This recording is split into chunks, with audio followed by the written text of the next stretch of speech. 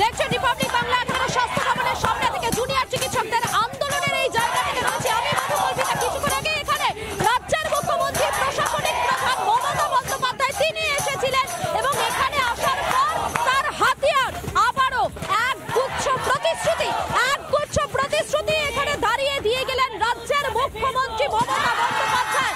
এবং এইখানে অর্থাৎ এই জায়গাতে এখনো পর্যন্ত জুনিয়র চিকিৎসকেরা তারা তাদের আন্দোলন তারা তাদের স্লোগান চালিয়ে যাচ্ছেন। একবার শোনাই আপনাদেরকে রাজ্যের মুখ্যমন্ত্রী মমতা বন্দ্যোপাধ্যায় এখানে পৌঁছানোর পর ঠিক কি কি প্রতিশ্রুতি দিলেন একবার শুনুন।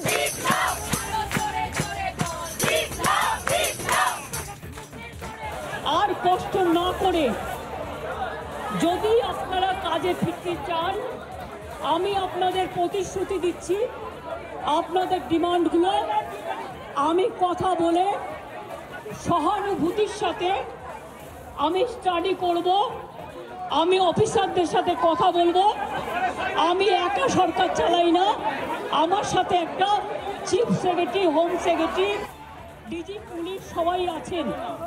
আমি আপনাদের বলতে চাই আপনাদের ডিমান্ডগুলো আমি ভাববো, আমি চিন্তা করব।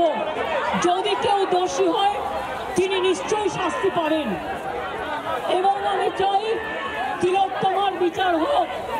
আমি সিবিআইকে অনুরোধ করব যত তাড়াতাড়ি বিচার হোক, এমনকি 3 মাসের মধ্যে তারা যেন ফাঁসির অর্ডার দেয়। আমি এটা সিবিআইকে অনুরোধ করব আপনাদের প্ল্যাটফর্মে বসে।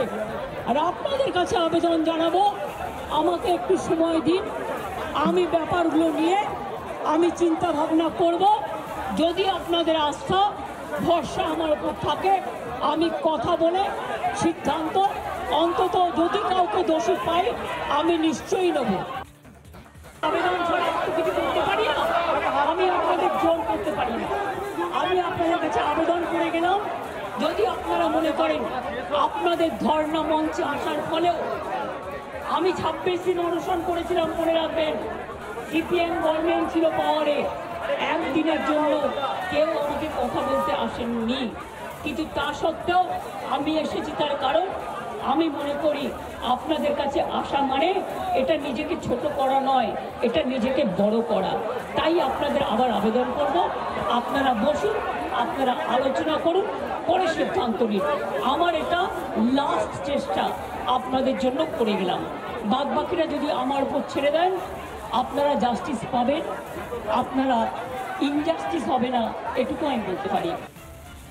এবং আমি মনে করি অনেক মানুষও মারা যাচ্ছেন, আপনারা প্লিজ দয়া করে, আপনারা আমাদেরই ঘরের ভাই বোন, আপনারা কাজে যোগদান করুন।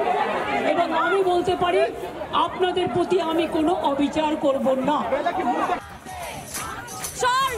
5 দিন পর অবশেষে রাজ্যের মুখ্যমন্ত্রী মমতা বন্দ্যোপাধ্যায় তিনি এই ধর্ণাস্থলে এসে উপস্থিত হলেন এবং মমতা বন্দ্যোপাধ্যায়ের আবারও হাতিয়ার প্রতিশ্রুতির বন্যা বইয়ে দিয়েছেন তিনি।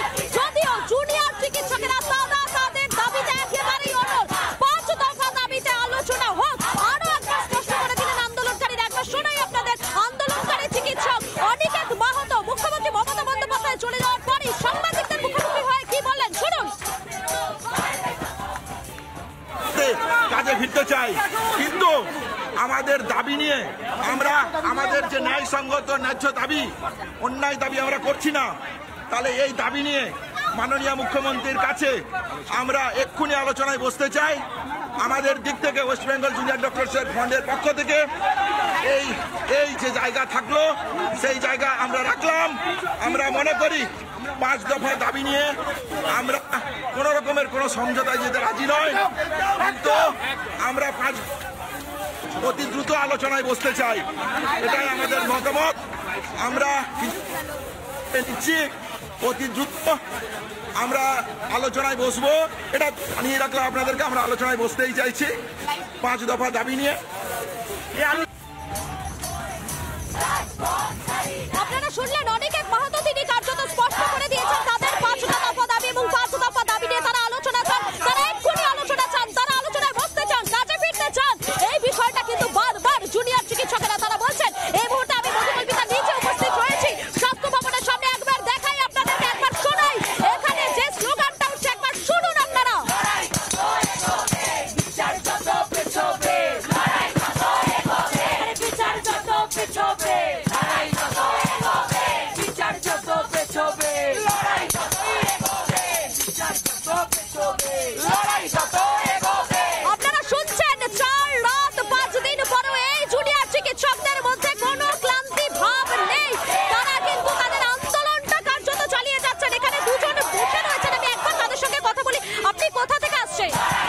আসে যায়।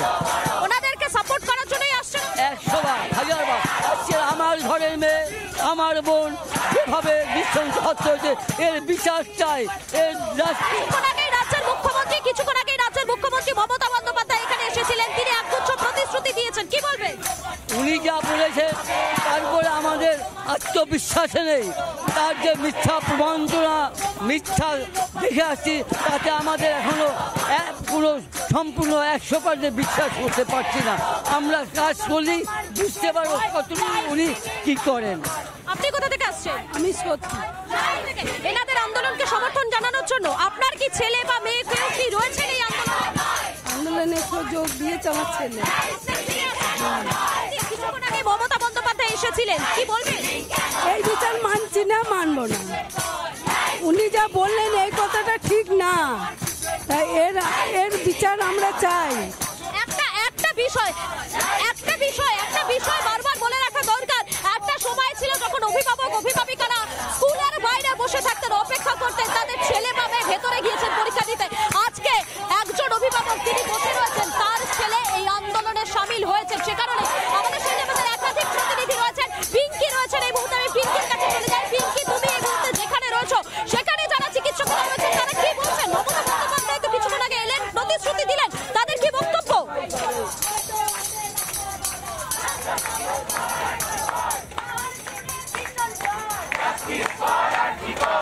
দেখো, জুনিয়র ডক্টরস ফ্রন্টসের যে বৈঠক, সেই বৈঠক এখনো পর্যন্ত চলছে। তারা নবান্নের যে বৈঠকে যদি ডাকা হয় তাহলে কোন কোন বিষয়গুলোকে তারা গুরুত্ব দেবেন, লাইভ স্ট্রিমিং এর বিষয়টা তারা কি করবেন, এই বিষয়গুলো নিয়ে এই মুহূর্তে জুনিয়র ডক্টরস ফ্রন্টে একটি বৈঠক এই মুহূর্তে চলছে।